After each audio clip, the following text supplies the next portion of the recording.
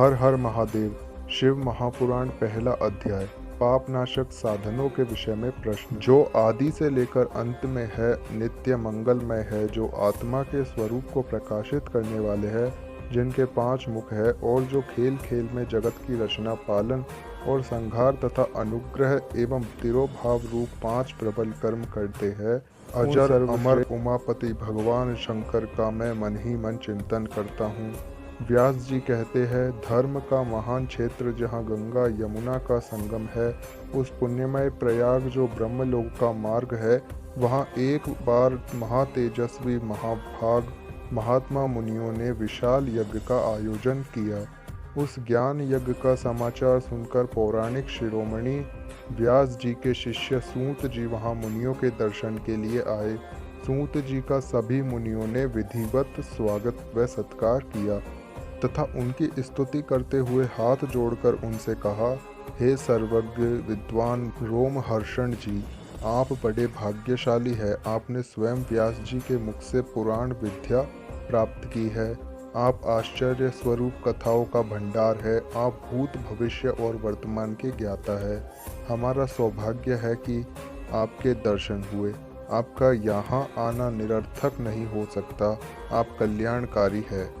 उत्तम बुद्धि वाले सूत जी, यदि आपका अनुग्रह हो तो गोपनीय होने पर भी आप शुभाशुभ तत्व का वर्णन करें, जिससे हमारी तृप्ति नहीं होती और उसे सुनने से हमारी इच्छा ऐसे ही रहती है। कृपया कर उस विषय का वर्णन करें। घोर कलयुग आने पर मनुष्य पुण्य कर्म से दूर होकर दुराचार में फंस जाएंगे, दूसरों की बुराई करेंगे, पराई स्त्रियों के प्रति आसक्त होंगे, हिंसा करेंगे, मूर्ख, नास्तिक और पशु बुद्धि हो जाएंगे। सूत जी, कलयुग में वेद प्रतिपादित वर्ण आश्रम व्यवस्था नष्ट हो जाएगी। प्रत्येक वर्ण और आश्रम में रहने वाले अपने अपने धर्मों के आचरण का परित्याग कर विपरीत आचरण करने में सुख प्राप्त करेंगे। इस सामाजिक वर्ण संकरता से लोगों का पतन होगा, परिवार टूट जाएंगे, समाज बिखर जाएगा, प्राकृतिक आपदाओं से जगह जगह लोगों की मृत्यु होगी, धन का श्रेय होगा, स्वार्थ और लोभ की प्रवृत्ति बढ़ जाएगी, ब्राह्मण लोभी हो जाएंगे और वेद बेचकर धन प्राप्त करेंगे, मद से मोहित होकर दूसरों को ठगेंगे, पूजा पाठ नहीं करेंगे और ब्रह्म ज्ञान से शून्य हो जाएंगे। क्षत्रिय अपने धर्म को त्याग कर कुसंगी, पापी और व्यभिचारी हो जाएंगे। शौर्य से रहित हो वे शूद्रों जैसा व्यवहार करेंगे और काम के अधीन हो जाएंगे। वैश्य धर्म से विमुख हो संस्कार भ्रष्ट होकर कुमार्गी धनोपार्जन परायण होकर नाप तोल में ध्यान लगाएंगे। शूद्र अपना धर्म कर्म छोड़कर अच्छी वेशभूषा से सुशोभित हो व्यर्थ घूमेंगे।